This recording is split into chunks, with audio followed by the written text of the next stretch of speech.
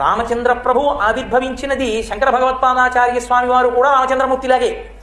అందుకే 5 గ్రహాలు ఉచ్చస్థితిలో ఉండగా మిట్ట మధ్యాహ్నం వేళ మహానుభావుడు ఈ లోకంలో ఆవిర్భవించాడు. అందుకే ఆయన పుట్టినది సూర్యవంశం, పెట్టుకున్నది రామచంద్రమూర్తి అంటారు. రామచంద్రమూర్తి అన్న పేరు యథార్థంగా వశిష్ఠుడు పెట్టింది కాదు, రామ అని ఉంచాడు. మరి రామచంద్ర ఎక్కడి నుంచి వచ్చింది అంటే రామచంద్ర ప్రభువు జన్మించిన తరువాత చంద్రుడు లేడు, ఎందుకని మిట్ట మధ్యాహ్నం పుట్టాడు. సూర్యుడు సహస్ర నేత్రములతో చూశాడు, అబ్బా ఇనకులకిలో కూడా ఈ పుట్టాడు మహానుభావుడు అని చూసుకున్నాడు, సంతోషపడిపోయాడు. నా వంశంలో పుట్టాడు, సూర్యవంశంలో పుట్టాడు. పొంగిపోయాడు సూర్యనారాయణమూర్తి. చీకటి పడింది, సూర్యాస్తమయమైంది, చంద్రుడు వచ్చాడు. చాలా బాధగా కన్నుల నీరు పెట్టుకుని కన్నుల నీరు తుడుచుకుంటూ కనపడ్డాడు. ఏమలా ఉన్నావు అని అడిగాడు.